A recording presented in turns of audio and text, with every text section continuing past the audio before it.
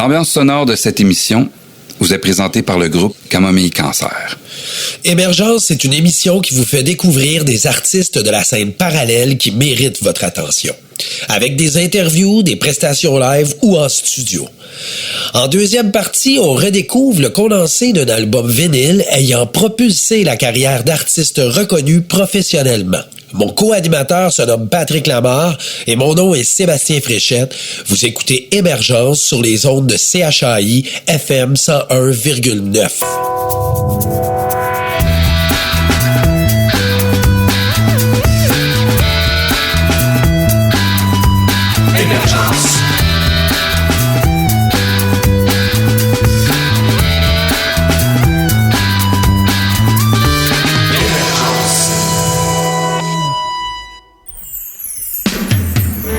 Cette semaine à Émergence, c'est au groupe Vrillia de venir nous rejoindre dans les studios de CHAI.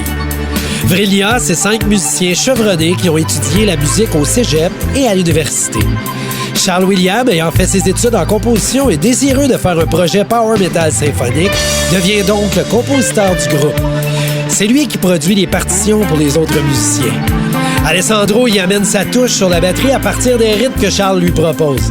Gabriel, lui, sort des lignes de basse qui surpassent même les attentes du compositeur. Manu assure les solos de guitare et Ariane, ayant fait ses études en chant classique, vient sceller le tout avec son chant d'opéra juste et assumé. Retrouvons 4 membres du band dans les studios de CHAI pour en savoir un peu plus. Vrillia, bonjour, comment ça va? Allô, ça va toi? Ça va super bien. Écoutez, d'entrée de jeu, là, on pourrait peut-être se présenter. Donc, Charles William. Oui, exact. On peut t'appeler Charles. Oui, c'est ça. All right. Moi, c'est Ariane, la chanteuse du band. La chanteuse. Moi, c'est Alessandro et je suis le batteur. Ah, yes, sir. Et moi, Gabriel, le bassiste. Bassiste. Bon, comment ça a commencé, toute cette histoire-là de Vrillia? Oui, ben je peux peut-être y aller vu que, dans le fond, c'est pas mal moi qui ai fondé le projet. À la base, moi, ça faisait plusieurs années que je considérais faire un projet de power metal symphonique avec une chanteuse. Ça trottait dans ma tête. Puis, à un moment donné, j'étais avec une amie dans le métro. Puis on a rencontré Ariane. Cette amie-là connaissait Ariane. J'ai vu qu'elle était métalleuse, puis elle faisait du chant classique, elle étudiait là-dedans. Fait que j'étais comme, je vais garder cette personne-là dans mes contacts. Bonne idée, hein? Puis un an plus tard, je sais pas, j'ai décidé, je suis comme, bon, je vais y écrire, on va voir si ça y tente. Puis elle m'a répondu tout de suite, let's go, on fait le projet. On a commencé à regarder ensemble pour des musiciens, puis j'ai commencé à écrire des tunes par la suite. Vu que vous jouez du métal, c'est très technique, fait que j'imagine que vous pratiquez quand même assez souvent. Pas en tout. Non, c'est vraiment naturel. pas. Ouais, non, j'ai vu cette question-là. Vous pratiquez entre vous autres, en groupe, j'imagine? Ben, tu sais, mettons, si on a un show qui est prévu, on va s'organiser une ou deux pratiques avant, mais sinon, on a tellement des horaires de vie qui sont différents. Tout le monde a ses projets, tu sais, de pratiquer pour dire qu'on pratique puis qu'on jam. Ça marche juste pas avec nos horaires de vie. Dans votre bagage musical, vous avez pratiqué beaucoup auparavant, j'imagine, pour être à ce niveau-là. Là. Oui, ben on est toutes très formées. Tu sais, moi, de mon côté, j'ai un baccalauréat en chant classique de l'Université McGill. Moi, j'ai un bac en composition. J'ai fait du piano classique pendant longtemps, puis tout ça. J'ai fait des études. Vous avez déjà pratiqué en masse. Oui, c'est ça. Quand vous étiez à l'école. Ouais. C'est ça. Gab aussi, il a son bac. Ouais, c'est mon deck et mon bac en musique populaire. Ah, cool. Puis Alessandro. Oui, ben moi, j'ai étudié au cégep de Drummondville en musique. Puis là, comment ça marche, la composition des chansons? Ça, c'est pas mal moi qui gère ça. Comment ça fonctionne? Moi, souvent, j'ai une idée de thème, d'une espèce d'ambiance pour la tune.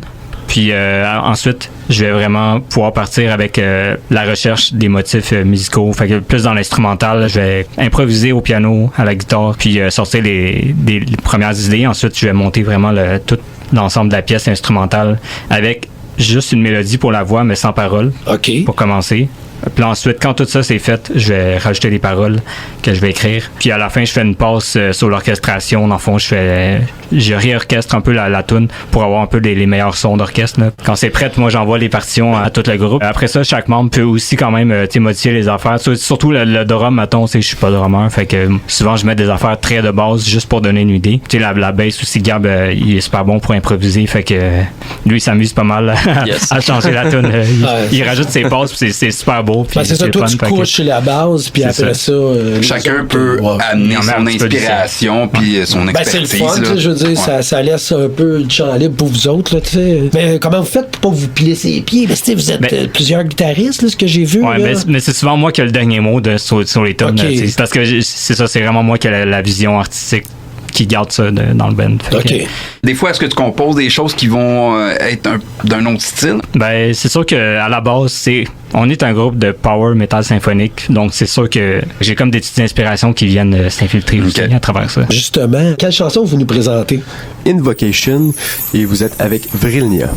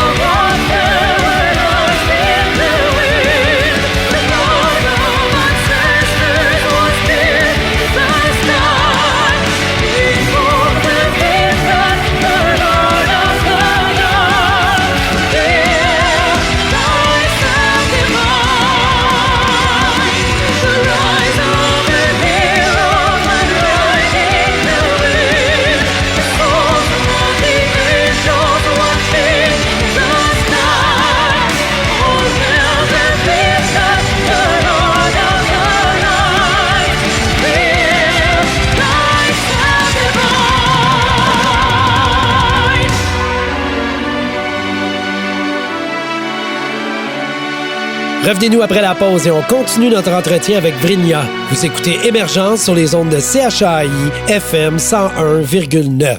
Vous êtes avec Ariane, Gabriel, Alessandro Et Charles? du groupe Vrilnia, et vous écoutez Émergence sur les ondes de CHAI FM 101,9. Avez-vous des spectacles qui s'en viennent? Et on a des petites primeurs pour vous Oh, wow. aujourd'hui. Ben Wow. oui. On est chanceux. Oui, alors on a un premier concert qui s'en vient le 8 novembre au Petit Campus. Right. Ça va être nous autres qui va être les headlines. On l'organise dans le fond. Fait que là, on est en train de recruter des amis avec nous, des bands avec qui on veut faire des concerts, qu'on a déjà fait des concerts. Fait que le line-up, je peux pas vous en dire plus pour le moment, mais je pense que ça va être intéressant. All right. Bon, au moins, on a la primeur. Voilà. Puis après ça, ben on a un concert le 15 novembre qu'on est aussi en train d'organiser. Lui, il va plus être à Québec, donc à la salle La Source de la Martinière. Nice. Fait que, ouais. Je peux entendu que là-bas, c'est plus hardcore, là, les MC québécois. Ben, MC KV. on n'a jamais joué à cette salle-là. On a déjà joué à l'Antibar et Spectacle à plusieurs reprises, puis à chaque fois, l'accueil a été incroyable. Ça valait vraiment la route et Nice. le déplacement. All Ouais. right. Ouais, souvent, à Québec, les gens, tu sais, ils font pas juste sortir, eux autres, ils fêtent. Ouais, c'est ça. Bien d'accord. Puis en spectacle, est-ce que vous utilisez un clic? Oui, on joue avec le clic, mais c'est juste moi qui joue avec le clic. OK. Puis est-ce que vous utilisez des échantillonnages, des choses comme ça? Oui, on utilise quelques orchestrations là, dans certaines chansons. C'est d'ailleurs pour ça qu'on joue avec le Ça, clic. on n'a pas le choix, là, dans le Entre fond. autres, ouais, exactement. Ouais, mais ce qui est le fun de jouer avec un clic, c'est que tu le sais jamais dans ta soirée si tu vas avoir plus d'adrénaline, moins d'adrénaline avant que le spectacle commence. Puis quand t'embarques sur stage, en tant que drummer, des fois t'as plus d'adrénaline, tu vas aller plus vite. Des fois t'en as moins, tu vas y aller plus lentement. Donc le clic, ça permet juste vraiment de toujours rester consistant. Mais les séquences, justement, c'est toi qui vas les partir, Alessandro? Ouais, exactement. C'est tout contrôlé à partir d'un ordinateur et d'une carte de son là, qui est juste à côté du drum. Avez-vous des salles préférées? Je sais pas si vous en avez fait plusieurs shows. Moi, je commence à être difficile, personnellement. Ah ouais? Ben, parce que je vais te dire que ma salle préférée à ce jour, c'était le Club Soda. Eh boy, OK, C'est ça ça. fait le Club Soda. Ouais. Bien évidemment.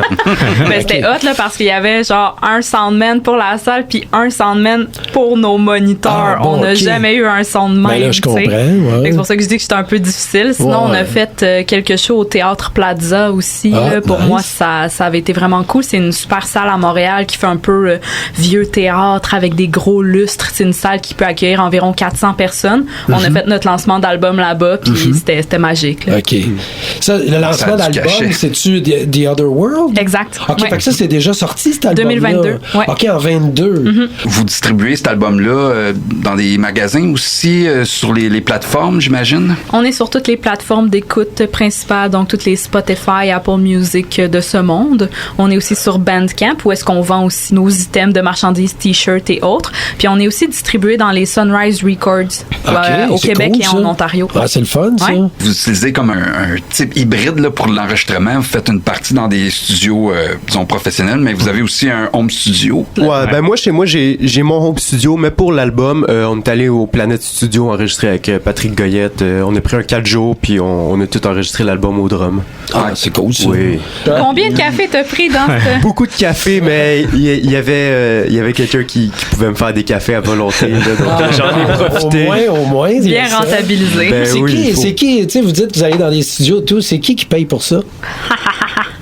La question qui tue. Ouais, ben, on n'a pas vraiment de financement dans l'album. Fait que c'est pas mal. Ben, l'album, c'est pas mal moi puis Ariane qui ont. OK, fait que c'est vous autres on qui a autofinancé, ouais, c'est ça. Puis on se rembourse avec les ventes d'albums par la suite. Là. OK, Fait que, c'est Les revenus bon, de show, ouais, ça. ouais. Les revenus. De merch. Ah, Est-ce que vous êtes signé avec une compagnie? Non, nous ne le sommes pas. Parce qu'on est difficile aussi. OK. Vous avez été approché? Ou? Oui, on a été approché à plusieurs reprises. C'est Puis- juste que, ben, tu sais, pour nous, c'est important d'avoir quelque chose qui va nous apporter un plus. Tu sais, pas dire qu'on est signé pour dire qu'on est signé. Tu sais, il faut qu'on ait comme des avantages et tout. Puis c'est important pour nous de pouvoir garder aussi une certaine liberté artistique.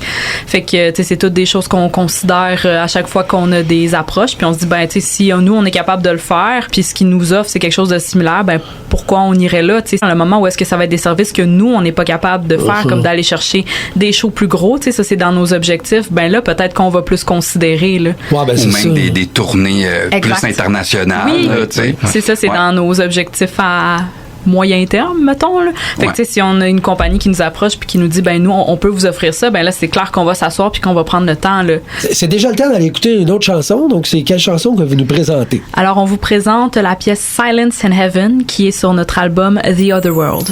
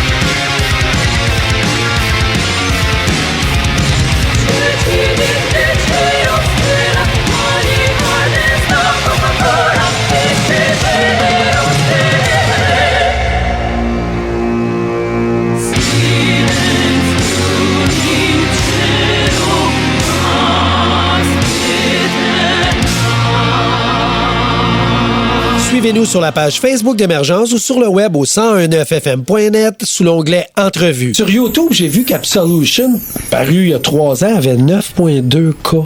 Quand même, là, ouais. c'est hot. Puis, tu sais, t'as The Flaming Eyes aussi à 6.6 000 avec beaucoup de j'aime. Là. Puis, Silas and Evans, 6.4. Ça vous motive-tu, tout ça? Ben, totalement. Là. Moi, c'est pas quelque chose que je regarde souvent. Fait que j'étais comme, ben, c'est le fun, tu sais. Ben, c'est sûr qu'on sent un bouillonnement, là, genre, cette année, là, surtout, là, avec les 2 vidéos qui ont 13 000 vues. Là, ça semble vouloir prendre son envol, votre affaire. Mm-hmm. Ça fait juste 1 an, là, dans le fond, que les 2 dernières vidéos là, ont été mises en ligne. On est-tu dans le proche du 2 ans? On se rapproche du 2 ans. OK. La majorité des vues aussi, c'est sûr que ça vient au moment de la sortie des vidéos puis de l'album. Ça a monté monté vite au début, puis là, ça continue à monter, mais tranquillement, avec le temps.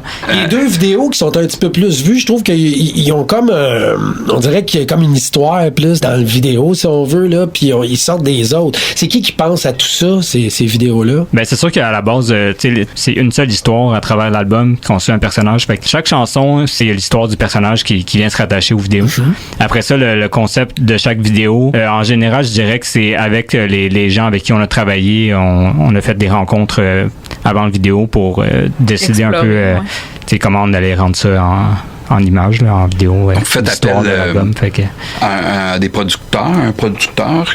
Oui, ben c'est ça. Nos 3 vidéoclips, ça a été produit et réalisé par 3 personnes différentes. C'est ça qui leur donne comme un style un peu différent pour chaque. Là.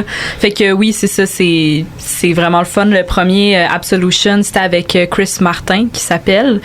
Lui, il est plus dans le rap pis tout. Là. Fait que, tu sais, on a comme des effets. Ouais, mais ça a donné quelque chose de vraiment original, je pense. Il y a personne dans le domaine du métal qui a nécessairement fait appel à lui. Fait qu'on a sorti un produit qui était comme un peu frais puis unique, là, tu sais, c'est pas toujours les mêmes.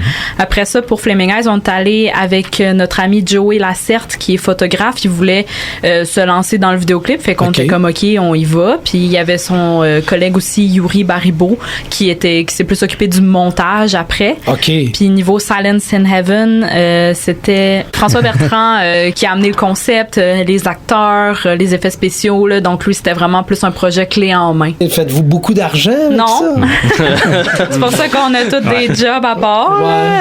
C'est parce que c'est encore difficile d'avoir la reconnaissance monétaire quand on fait des performances. L'expertise qu'on a, c'est important aussi que tout le monde soit reconnu à sa juste valeur. Autant les musiciens avec qui on joue, que les bands avec qui on joue, que les photographes qui viennent prendre des photos pour nous. C'est vraiment... c'est quand même... En tout cas, pour moi, de mon côté, là, je pourrais dire si vous avez d'autres choses à dire, mais c'est quelque chose d'important. Là. Ben, je suis bien d'accord avec toi, Ariane. C'est sûr que c'est un peu plus difficile de faire rentrer de l'argent quand t'es un plus petit groupe. C'est sûr qu'il y a plusieurs étapes avant de se rendre au moment où que ça devient rentable, tu sais. Mais toutes les shows qu'on fait, juste la visibilité, déjà c'est bien. C'est un investissement à long terme, si je peux dire ça comme ça. Je dirais que étant un groupe dans le style métal, ça reste un style qui va toujours être un peu underground. Fait que c'est peut-être pas le... si on veut faire de l'argent, c'est peut-être pas la façon optimale en musique. T'sais, on voit des gros groupes d'Europe qui viennent puis qui font des petites salles, genre les Foufounes électriques puis le petit campus. Fait que, c'est ça. Il headline genre le Hellfest. Fait que on est comme Au Québec, c'est pas évident. Là. Non. Dans le sens, à part CHAI qui va passer vos chansons. Là. Oui.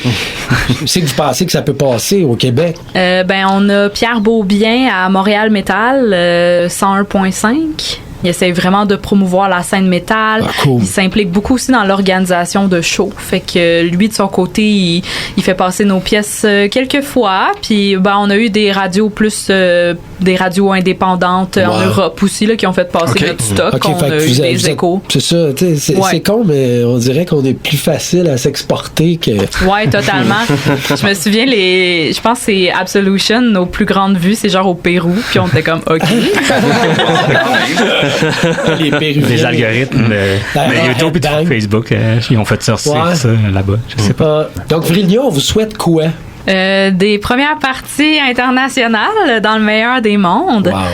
Sinon, de continuer d'avoir du plaisir, je pense, dans ce qu'on fait. Une tournée en Europe, je pense que ça serait le fun. Oui, des tournées, pour moi, je pense que j'aimerais vraiment ça. Fait surtout penser des styles un peu un pays scandinave. Surtout. Oui, exactement, oui. Vrilnia, un gros merci d'avoir participé à Émergence. On rappelle à nos auditeurs qu'on peut vous retrouver en magasin chez Sunrise Record et sur toutes les plateformes populaires telles que Bandcamp, Apple Music et Spotify.